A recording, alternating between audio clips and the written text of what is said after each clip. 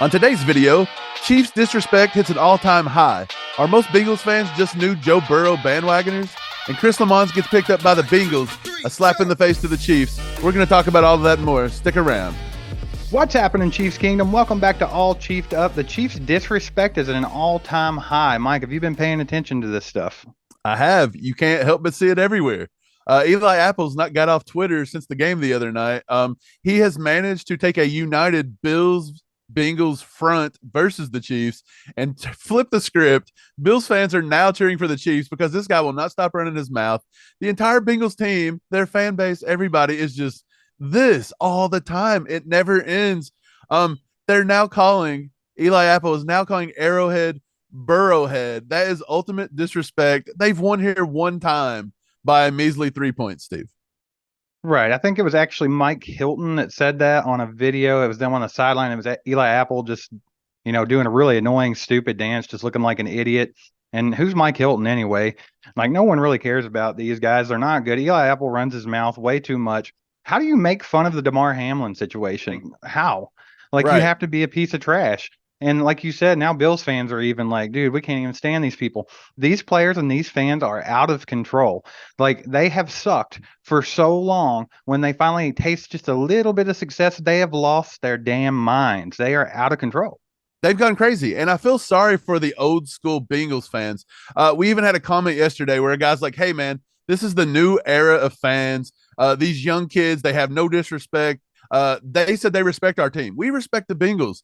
It's not a big deal to say that you guys are a good team, but I'm not going to sit here and let you guys talk all the trash. All that stuff. It's so stupid. It's ridiculous. You're not that much better than we are. Yes, you've won 3 games in a row, but they've all been super close. It's not been like blowouts or anything. And to come in and be like Burrowhead, I mean, that's just disrespectful. I don't like it. And I feel sorry for the old Bengal fans. They won one game at Arrowhead, a very, very close game that could have went either way. And all of a sudden, he's the king of the world. I think they call it Burrowhead because Joe Burrow was an avid Chiefs fan growing up. He loved Joe Montana and the Chiefs. So maybe that, burns them in their butt a little bit. It makes sense. But do we agree that all these big mouth Bengals fans are probably just Joe Burrow bandwagoners? They didn't even like the Bengals 3 years ago. Yeah. No, I've noticed that big time. Even in our area, we are really close to Cincinnati, where we live at in Kentucky. And even local people have now decided that they are Bengals fans and, already stopped speaking English and started saying "Who Day" over and over again when you try to have a conversation with them. But yeah, I think all the fans that are just constantly talking trash and don't know how to handle themselves are literally bandwagon fans. Like, if they were to lose this weekend and then if they never get back to the championship game again, I think you would see a lot of them disappear. Yeah, for sure. You start seeing the tickets going, not selling. You see empty stadiums. That's all we ever seen growing up. We'd watch Bengals fans all the time. It's all it would show on Wave 3, our local network, every Sunday. There was 5 people in the stands every week. They had bags over their heads, so you couldn't even see who they were. It was ridiculous. It's pathetic. This is all just the new school bandwagoner talk crowd. But they have moved the Chiefs now. They are 2.5 point underdogs at home. So even Vegas and the bettors are disrespecting the Chiefs. But I sort of get it. The Bengals are playing hot right now. The Chiefs are still in that mid area where we can't get a full 4 quarters out of them on all aspects of the ball. All 3 phases can't seem to get it together. And Mahomes is now working with a high ankle sprain. So I kind of get it. But at the same time, this is 5 straight AFC championships. To say that the Chiefs are not building something here is insane. There was even a Bengals fan that said we have nothing going for us at the moment.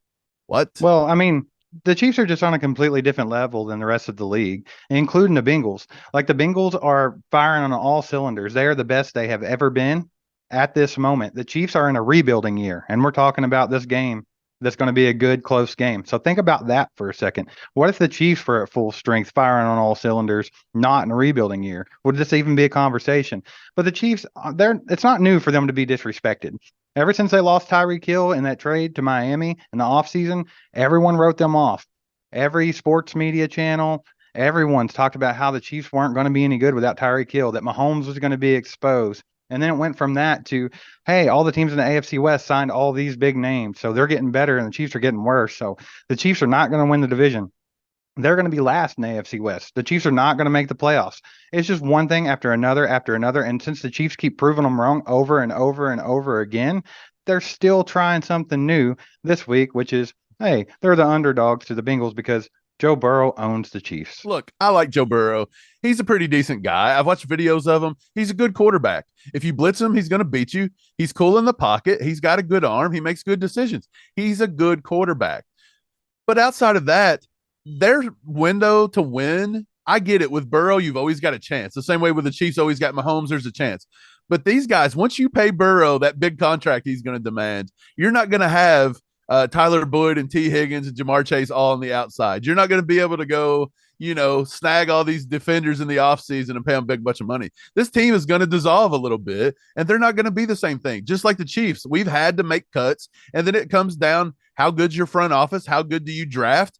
And right now, the Chiefs are the class of the NFL on this, and the Bengals have yet to prove they can do that. Right. And I guess what all this boils down to is if you're a true Bengals fan and you actually have a little bit of humility and you're humble and you know that they haven't always been good and they're good now and you're just happy about it, then all respect to you. That's cool and all. But all you bandwagon fans that are doing nothing but talking trash and just, mimicking everything that your commander in chief, Eli Apple, puts out on Twitter, acting like a complete fool, then we have no respect for you. No one else does either. You look stupid. Didn't Dave Portnoy from Barstool Sports even come out today and trash Eli Apple and the entire fan base? And he was like, do these guys not know they still got a game this weekend and they may still play in the Super Bowl? This dude's acting like he's hoisting the Lombardi already and he hasn't done anything. Right. Well, he wouldn't know what that's like because he got burned so much in the Super Bowl last year that he don't even know what that is. So I guess he can keep living in his fantasy land as long as he wants to. Eli Apple's never going to be a good corner. No, maybe Cooper Kupp will let him come over and polish it for him. Do you think it shows a little bit of fear in the Bengals that they think they're not going to go to Arrowhead and just stomp all over the Chiefs? At the fact that they had to sign Chris Lammons the minute that he was released by the Chiefs yesterday. I don't know if that's to poach information from him or just to make sure the Chiefs can't get him back for the rest of this season. But either way, it kind of seemed like a stupid, very Bengals move. Yeah, it was kind of one of those. It was almost a little cheap shot, a little nudge to the Chiefs of like, hey, this is your best special team player potentially. Besides, I want to say Kemp. He's a pretty good special teams player. But Leo Chenal's turned into a good special teams player. We've got a bunch of these. But yes, right. Chris Lammons was known as a good special teams player. This just means we're not going to be able to have the option to get him back at any point. But the Bengals can't use him. They can't use him. He can't play till after the Super Bowl. It's not like he'll be able to do anything. Like you said, could it be for information? I don't know. Here's what I think. I think Brett Veach and Andy Reid are a step further. I think they knew that the Bengals are a bunch of clowns right now, and they're trying to do anything they can to poke the big dog. And I think that they're going to go set up Chris Lammons as a double agent. He's going to rip them. He's going to be like, hey, when they line up in this formation in the fourth quarter, they're doing this, and we're going to do that.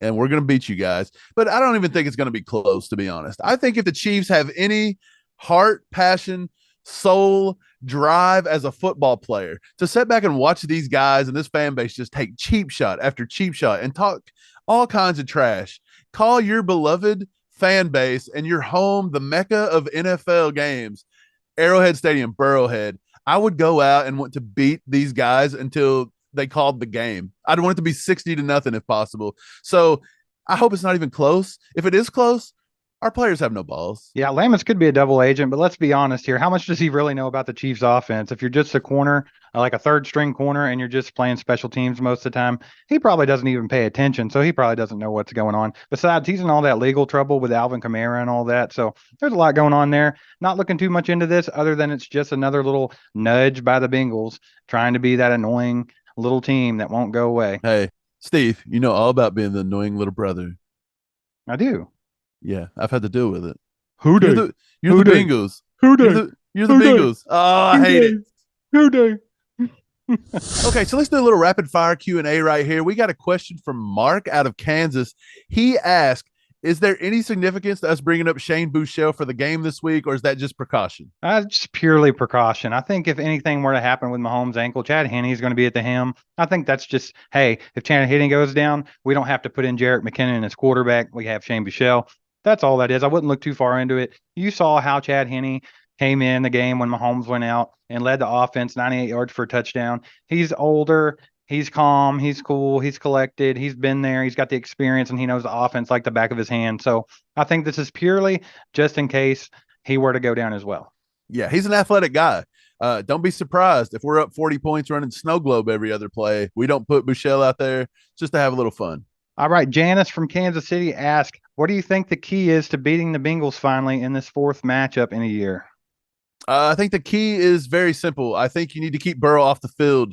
You need to keep him out of rhythm. I think it all comes down to our defense. I understand the offense has to score points. I get that. But I think our offense, even with Mahomes with a bum ankle, they're putting up 21 to 28 pretty consistently. You can even throw in a couple field goals there. We may hit 30 without even really trying too hard. Let's be honest. So I think if we can score 24 points and the Bengals are struggling to score, that's a thing. Can the Bengals struggle to score? I don't know. Like I said, it's all in our defense. I think our defensive line has to get after Burrow finally. You got to keep him on edge. You got to get to him. You got to actually sack the guy. You can't let him get out of pocket. I think the last time they even run a few QB draws up the middle. So we're not doing a good job of playing where we need to be and playing our lanes. I think we have to do that. I think the linebackers have to be on point, and our corners can't be too grabby. I think they'll get flags thrown on them. Jamar Chase pushes off. We all know you can't fight back. They'll call it on you. Other than that, I think that's pretty much the key. I think our defense has to do good. If we limit the Cincinnati to 21 to 24 points, I think we win. Yeah, if I have to narrow it down, definitely defense, but we're going to go even further. It's how our defensive line, our pass rush plays, because they have a banged up offensive line. There's no reason that Chris Jones, Frank Clark, and George Karlaftis can't get after Burrow. And let's actually get our hands on them this time and get them on the ground. I think that'll make all the difference. Yeah, with all their weapons and playmakers, it's a tough task to keep the Bengals under 24 points. Let's be honest. But if our defense can do that and our offense cannot put up more than 24 points, I don't want to hear nobody blaming the defense. Let's be honest. Jake from Cincinnati, we've been infiltrated by a Bengals fan, it looks like, Steve. He asked, who will have more touchdown passes on the day, Burrow or Mahomes? Go Bengals, who day? Of course, they had to write that at the end. Yeah, what does that even mean? Anyway, I think that Patrick Mahomes is going to have more passing touchdowns than Burrow. I know it sounds crazy, but I think that the Bengals are probably going to try to utilize that run game like they did last time they played the Chiefs. Ryan ran all over the Chiefs last time, and this time they have Joe Mixon healthy, and that's been our weakness the whole time, is not stopping the run game. So I think that's probably what they're smelling as a weakness, and they're going to attack it. But I think Patrick Mahomes is going to come out.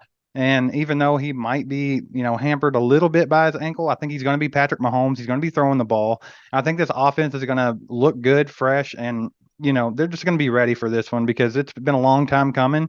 And I think they're not going to, take this easily. They're going to get out there and fire the ball.